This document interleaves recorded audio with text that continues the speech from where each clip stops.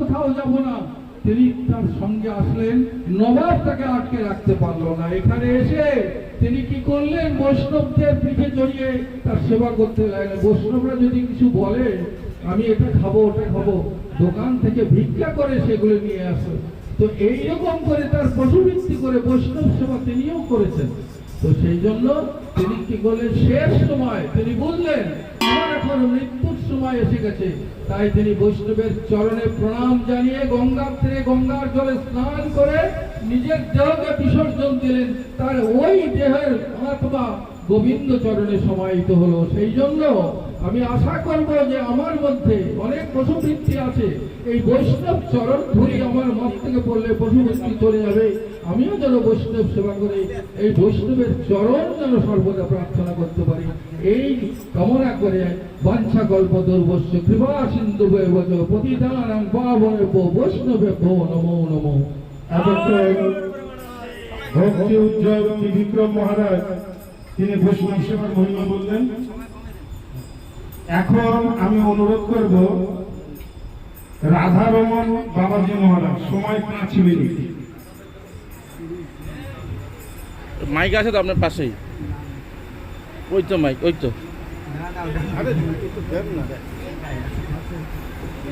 হ্যাঁ, মহারাজ দাঁড়িয়ে বলবে।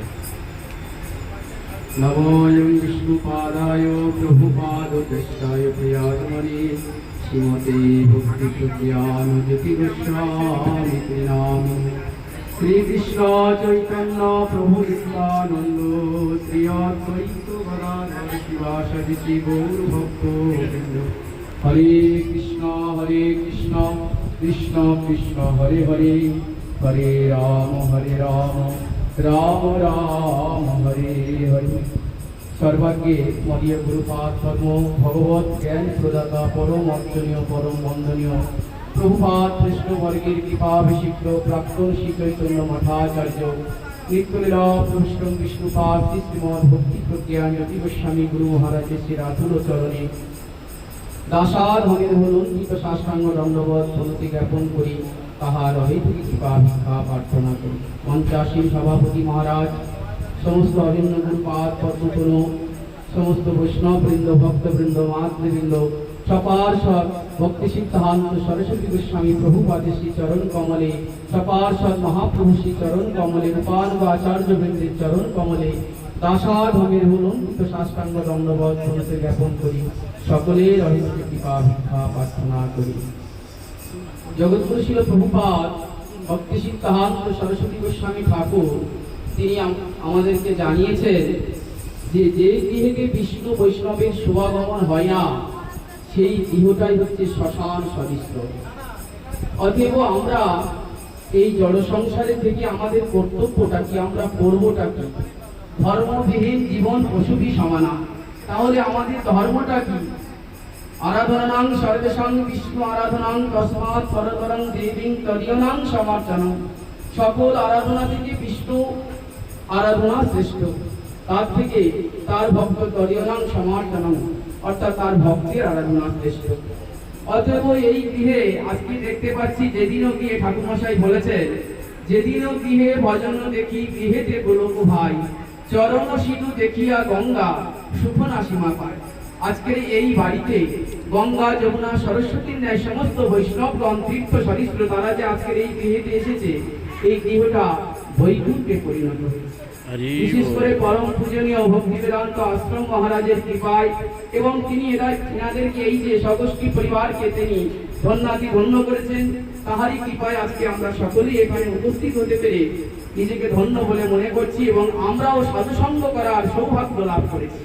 একমাত্র সাধুসঙ্গের দ্বারাই নিজ তত্ত্ব উপলব্ধি করতে পারি, এবং ভগবত তত্ত্ব মায়া তত্ত্ব সবকিছুই উপলব্ধি করা যায়। আমি কে, এই জগতে কেন এলাম, আমার করণীয়টা কি? সাধুর কাছে না গেলে, সাধুসঙ্গ না করলে আমরা কোনোদিনই জানতে পারবো না।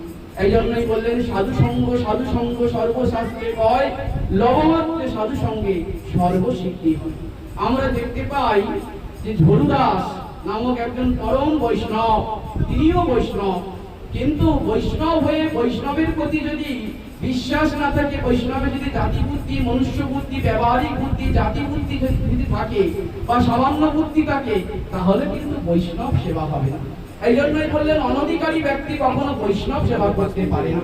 ভগবানের সেবা করতে হয়তো পারে, কিন্তু বৈষ্ণব সেবা অনধিকারী ব্যক্তি কখনো বৈষ্ণব সেবা করতে পারে না। এর জন্য অধিকার অর্জন করতে হয় কি? শ্রদ্ধা। আদৌ শ্রদ্ধা যত সাধুসঙ্গ হত অজনপ্রিয় অনর্থ নিবৃত্তি সাধ নিষ্ঠা রুচি ভাব প্রেম।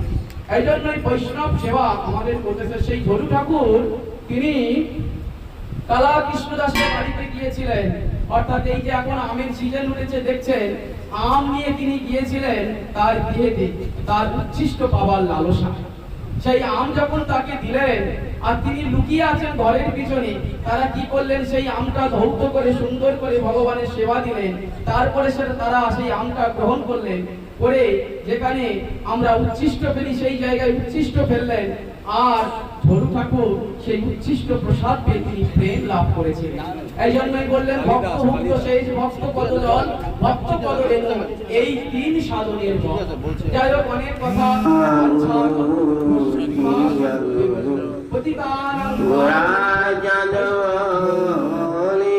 এখন আমি অনুরোধ করব ভক্তি সুন্দর ভারতী মহারাজ সময়